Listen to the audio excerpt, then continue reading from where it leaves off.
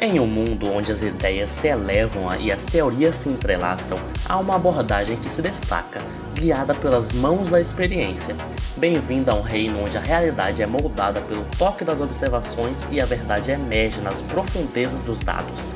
Este é o empirismo, uma jornada além das palavras onde a sabedoria é forjada na fornalha da experiência.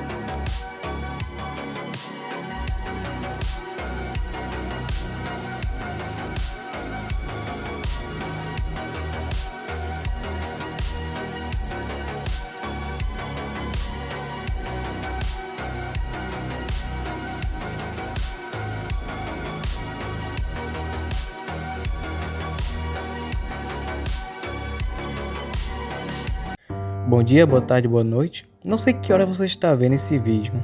E bom, nesse vídeo aprenderemos sobre o empirismo, abordando sobre seu conceito e filósofos que utilizam dessa teoria do conhecimento.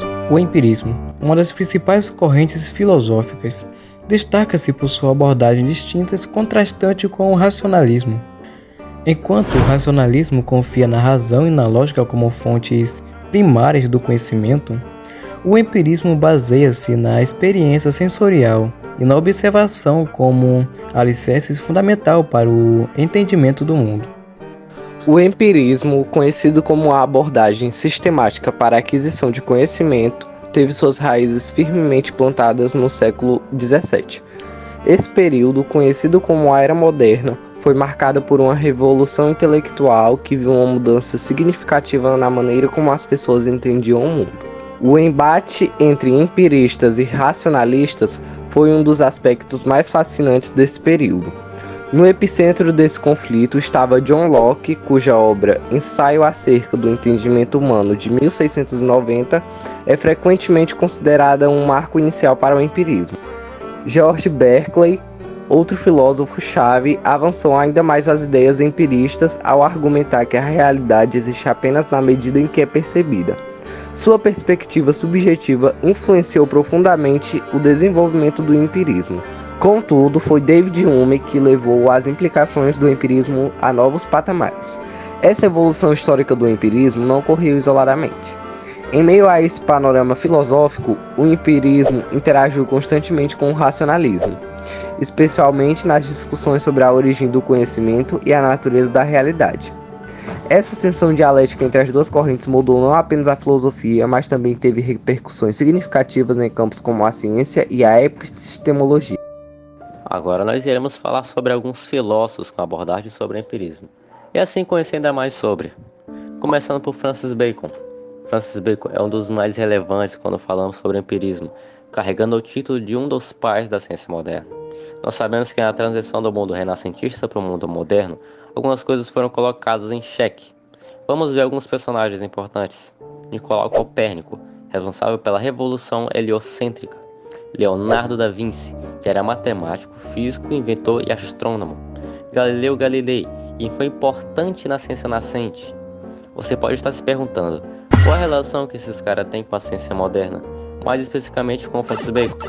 Bem, eles foram importantes pois elevaram o humanismo ao patamar antropocêntrico, na medida que questionaram a fonte de conhecimento e da verdade. Antes deles, nós podemos dizer que a autoridade, a tradição e a religiosidade eram critérios fundamentais para determinar que algo era de fato conhecimento ou algo era verdade. Esses três vão nas suas obras defender uma quebra dessas referências. Então Francis Bacon vai colocar isso na sua obra, no lugar da autoridade, a tradição e a religião como critérios para definir o que é conhecimento e a verdade seria necessário colocar a observação, a experimentação e a própria razão humana. Então eles foram muito importantes nesse processo de ruptura e transição, e eles podem ser considerados os precursores de uma mentalidade moderna. Francis Bacon é o cara que vai sacramentar essa visão e vai colocar tudo na sua obra. A principal obra escrita por Francis Bacon foi Novum Organum, e essa obra é um grande tratado de empirismo indutivo. O Francis Bacon se propôs a reformular o empirismo aristotélico, que era o empirismo dedutivo, sendo colocado na obra de Aristóteles intitulada Organum. O Francis Bacon estava preocupado com as bases para o que é a definição do conhecimento, tanto que ele vai afirmar que é necessário destruir determinados obstáculos entre o ser humano e esse conhecimento válido. Então, entra a teoria dos ídolos, os ídolos que precisam ser destruídos. Evidentemente, a ideia de ídolo é apenas uma referência. O Francis Bacon está se referindo a determinadas ideias que o ser humano coloca na cabeça, obstáculos que criam que são prejudiciais para a produção do conhecimento. Então, quais são esses ídolos que precisam ser destruídos? São os ídolos da tribo, da caverna, do mercado e do teatro. E nós precisamos compreender o que significa cada um deles. Primeiramente, os ídolos da tribo.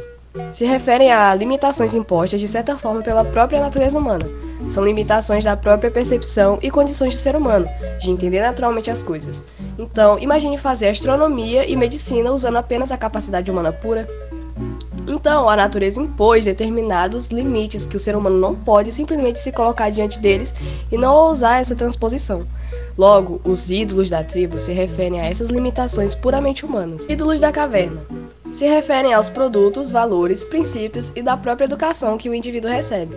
Então, o indivíduo não pode utilizar como limite para atividades científicas ou para a produção do conhecimento a sua própria moralidade ou determinadas ideias que estão ali cristalizadas na sua cabeça, podendo ser oriundas da cultura ou oriundas da sua própria moralidade. Então, ídolos da caverna são limitações oriundas de princípios, valores e moralidade. Ídolos do mercado se referem a fronteiras linguísticas e podem se referir ao próprio senso comum. A atividade científica não pode se deixar limitar por barreiras comunicativas. Por isso, podemos observar que a ciência até hoje, para se entender, ocorre uma ampliação no vocabulário e no seu jargão. Então é necessário que o cientista questione o sentido das palavras e que ele também possa ampliar os seus horizontes linguísticos e não se limite ao senso comum. Ídolos do teatro se referem a teorias e filosofias que são vigentes em uma determinada sociedade, que podem constituir uma ilusão cênica, onde as pessoas param para apreciar e podem utilizar isso como uma fronteira.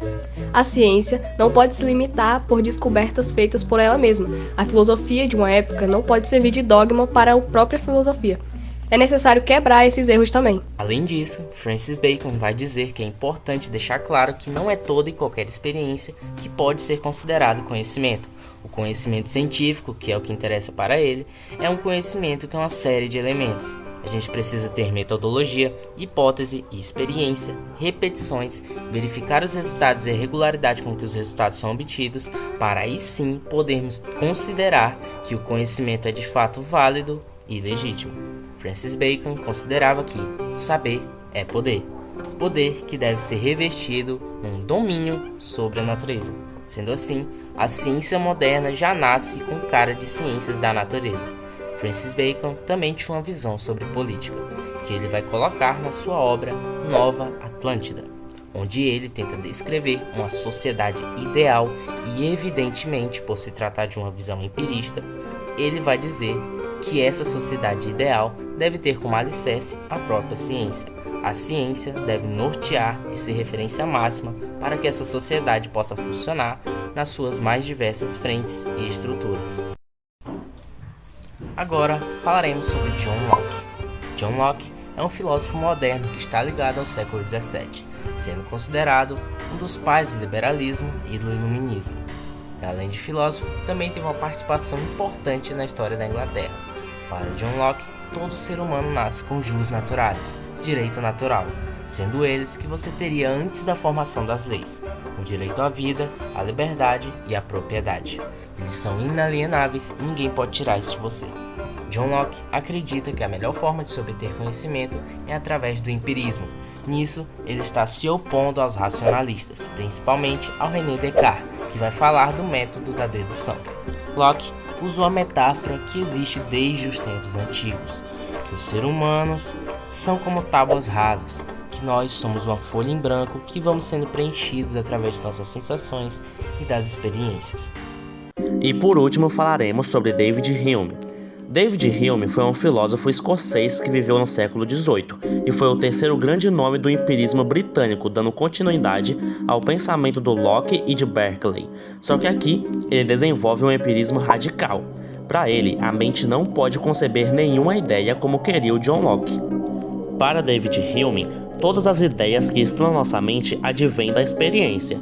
As suas principais obras são O Tratado da Natureza Humana e Investigações sobre o Entendimento Humano, sendo nessas obras que ele desenvolve um empirismo radical e nos mostra qual a origem do conhecimento humano. Para Hume, Todo conhecimento mental que existe na nossa cabeça são percepções que se dividem em dois grandes grupos: as percepções diretas, que são as impressões, e as percepções indiretas, que são as ideias. As diretas são chamadas de impressões porque são impressões mesmo, sendo impressas na nossa mente pela experiência. E aqui está o fundamento do nosso conhecimento, nas sensações, nas paixões e nas emoções.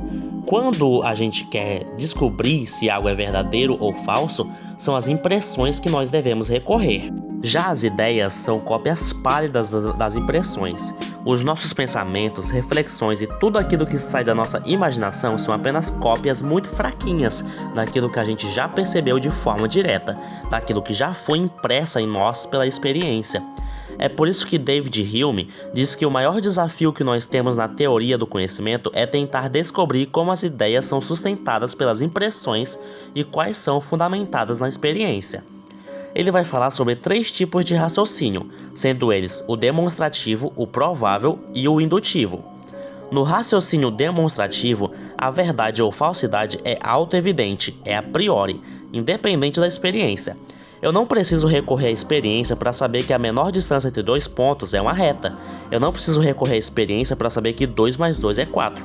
Aqui, as verdades demonstrativas da lógica, da matemática e do raciocínio dedutivo são as únicas certezas que nós temos. Negar a verdade de um raciocínio demonstrativo é cair em contradição lógica. Já o raciocínio provável é porque ele pode ser ou pode não ser. Nós não temos certezas indubitáveis. Nós precisamos ir ao mundo empírico para determinar a verdade ou a falsidade de alguma ideia que advém de um raciocínio provável. Dizer que um carro pesa 1 tonelada, precisa ir até o carro e pesá-lo para confirmar se ele realmente tem 1 tonelada. Então ele analisa também o raciocínio indutivo, que diz que não tem como a gente ver a veracidade ou a falsidade de algum raciocínio indutivo. Não há como a gente dizer que determinado evento futuro vai acontecer por causa de todos os eventos passados já ocorridos. A lei da causalidade por Hume não existe, pois você não vê a causalidade no dia a dia, no mundo físico. Você não sente, escuta, cheira ou ouve ela. Então, se não está no mundo sensível, no mundo da experiência e também não é uma verdade auto-evidente, então não podemos dizer que o evento A causa o evento B. Mesmo que o evento A tenha acontecido 1 milhão de vezes e sucessivamente o B. Não podemos confirmar isso, pois não há fundamento racional.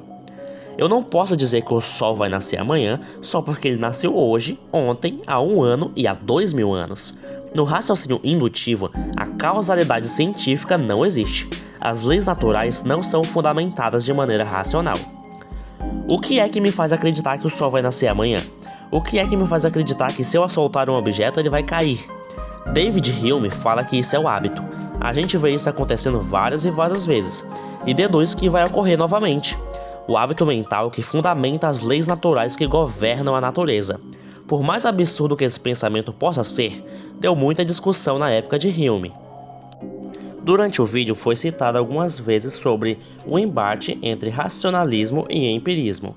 Então agora iremos abordar um pouco mais sobre isso.